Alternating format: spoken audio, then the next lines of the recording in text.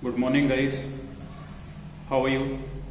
So, in this video, I'll be talking about two aspects. First, कि UPSC के exams के बारे में कुछ रूमर्स हैं, वो एग्जाम्स की डेट तय हो चुकी है और यूपीएससी के चेयरमैन को एक नोटिस जारी किया है सुप्रीम कोर्ट की तरफ से कि एग्जाम की डेट को फर्दर एक्सटेंड करने के लिए. मुझे लगता है कि एग्जाम होना 99% एग्जाम होने की पूरी पॉसिबिलिटी है, पूरी संभावना है और एग्जाम होगा. यूपीएससी इस बार एग्जाम लेगी.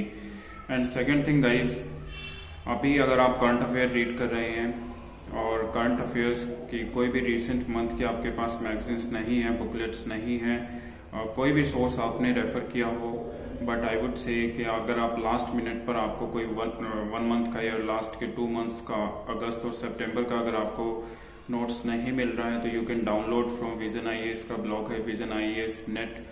जब आप गूगल में सर्च करेंगे तो you will be able to find out and you will be able to download that PDF.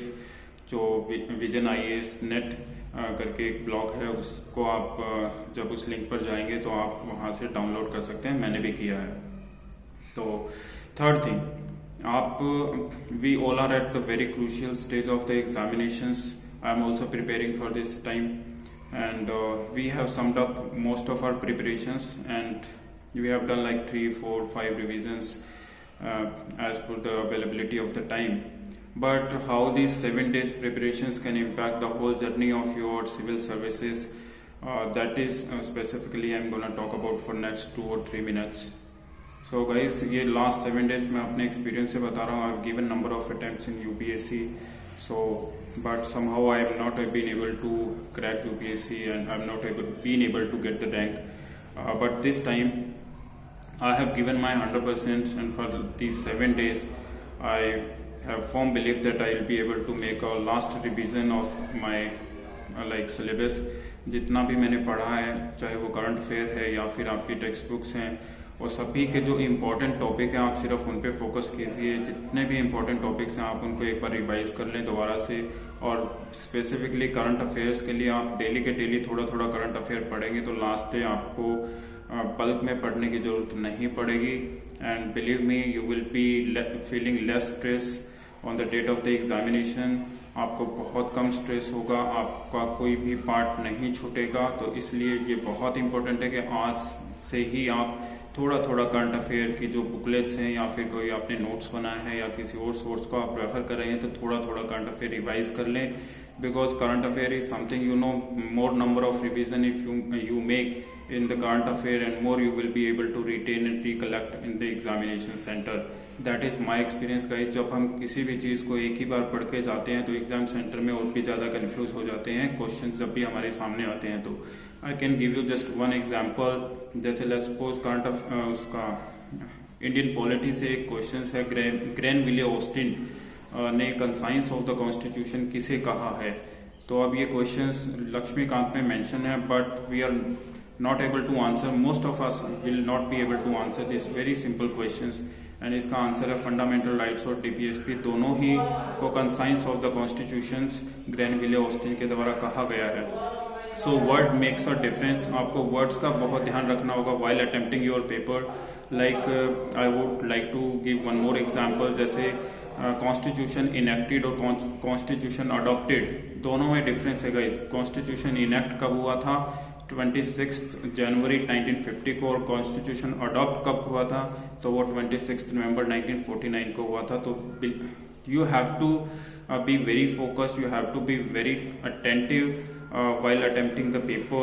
So what you need to do, at least your body, your mind should be relaxed enough that you take a proper sleep before you go and sit for the examination center, and you do not feel tired and you do not study much on the same date of the exam. That is my advice.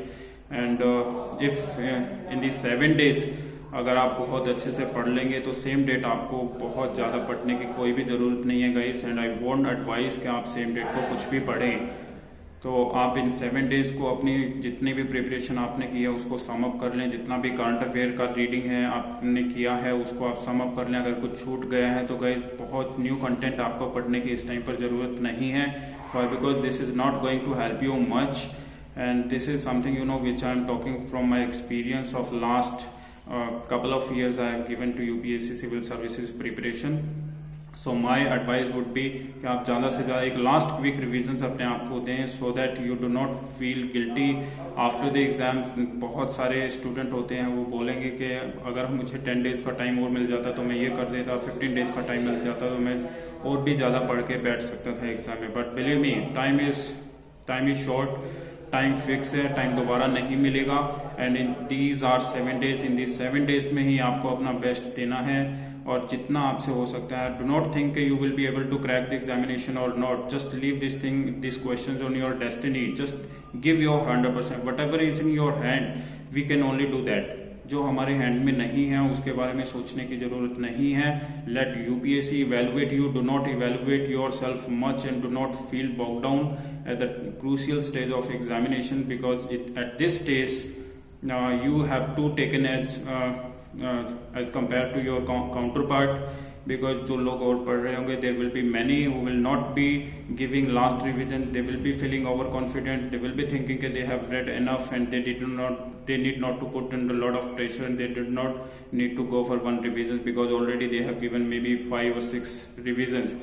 But जो आप last revision देते हैं हम लोग, उसकी importance का बहुत ज़्यादा होती है. एट दिस लास्ट जो भी आपने रीड किया होगा वो आपको क्विकली एग्जामिनेशन सेंटर के अंदर आपको रिकॉल होगा और you will be able to attempt 5-7 questions. 5-7 questions आप ज़्यादा अटेम्प्ट कर पाएंगे और बहुत अच्छे से कर पाएंगे. This is my experience. So I hope you will be following my advice, and thank you so much for listening this video. If you have any thought coming in your mind, let's share that thought. You can put your comment in the downside below sections जो दिया हुआ है उसमें आप अपना comment share कर सकते हैं. And thank you so much for being patient and watching this video.